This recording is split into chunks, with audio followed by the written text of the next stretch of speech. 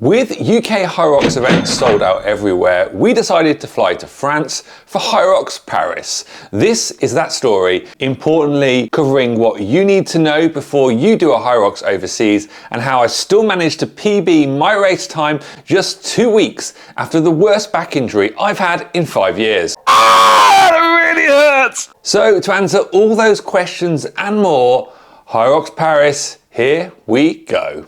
Firstly, the venue where Hyrox Paris takes place really is something special. As you arrive outside, you are greeted by this incredible light display with all the Hyrox branding, which just adds that little bit of extra French magic to the whole experience. This was my first Hyrox overseas, and boy did it teach me a few lessons for next time. Tip number 1 is we flew to Paris and made what seemed like a good decision at the time to travel with walk-on only cabin luggage, which overall turned out okay, but meant we needed to pack light and remember to double check your carry-on baggage allowance before heading to the airport.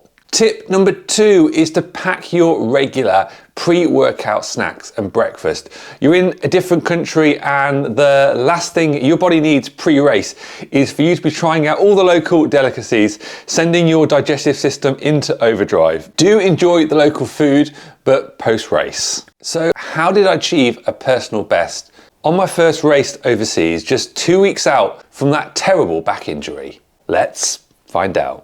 At the start line, I'm really dialing in my focus. Then I bolted out, taking an early lead in my wave with a 3:20 first kilometre run, which was 20 seconds faster than my previous fastest race. Then in and out of the ski erg on a time of 4:10 was just over 5 seconds faster than last time.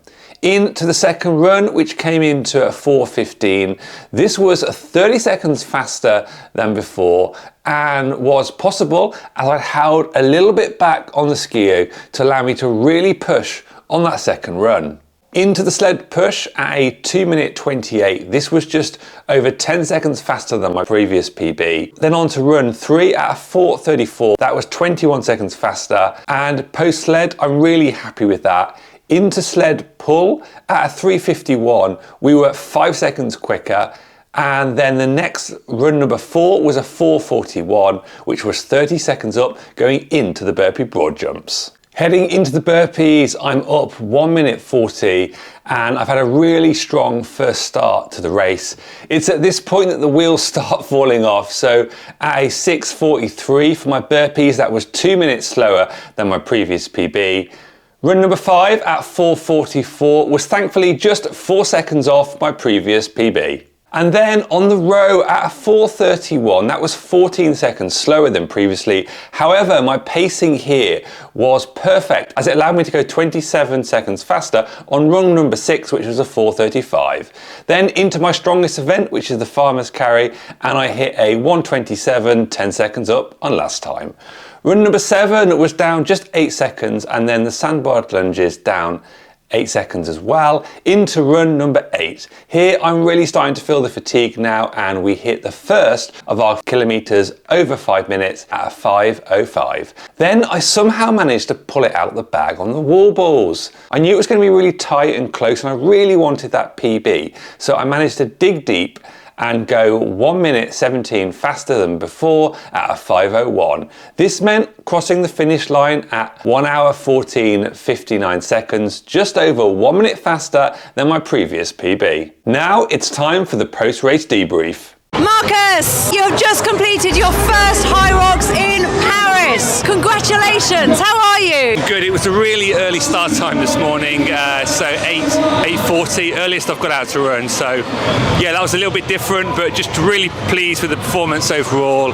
Hit a PB, just over a minute faster than I was in Manchester back in January, so yeah, really pleased with that result. Great to get the first Hyrox in abroad. I know a lot of preparation went into this Hyrox in Paris.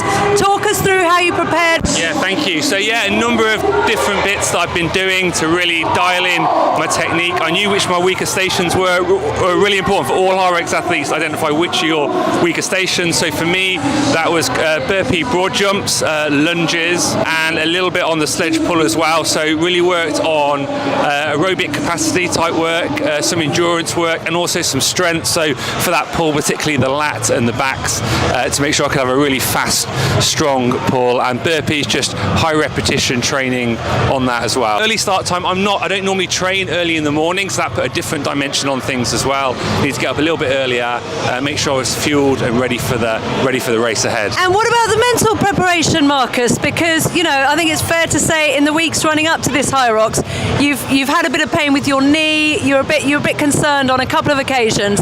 How's that affected you, and how did you come through it? A week out from Hyrox Birmingham, which was only 2 weeks ago, literally 5 days out, I was ready to pull out. I was ready to sound my ticket online. Luckily, you know, my wonderful wife, told me to hold back, see how I would do, and I managed to come through that. Got a little bit of physio and was back out on the track. So, but, you know, that was a real mental challenge to get over, preparing for this. Was I strong enough? Was I ready? Was it going to give way? So just really dialing in, focusing on the positives, using music, using a bit of meditation. I use a meditation app called Lexico 360. Really enjoy that. It really helps me mentally prepare for these things and be ready for what's in front of me. And Marcus, I don't know if you've shared with the world, but I believe your next Hyrox coming up is going to be even a different level from this one. Do you want to talk a little bit about that now? Yeah, so, you know, a big question for a lot of Hyrox athletes, you may be having this question yourself as well, is, you know, when are you ready to move from the open division to the pro division? And, you know, for many of us, maybe we're never ready. But actually, you know, if we wait till we are ready, then we may never actually get there. So I've made a decision in 3 weeks' time, so that's going to be Hyrox London. I'm going to be stepping up to the pro race. I'm going into that with no expectation, going to treat it very different to the open.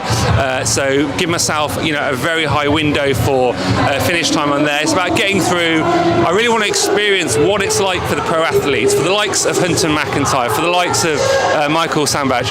What is it like going through that? Just experiencing that for myself, having a reference point for that, and then also having able to compare and contrast and work on, you know, those extra strength movements you need for those higher weights. I just really encourage all of you out there, particularly if you're a UK athlete and you haven't tried a Hyrox in Europe, you know, it's a really great way to get out and see, travel, see the world. So yeah, I would recommend booking your European Hyrox trip. Of course, we have loads of Hyrox race tips for all the exercise stations and the running on the channel. So if you're new to the YouTube channel, make sure you subscribe, and see you in the next video.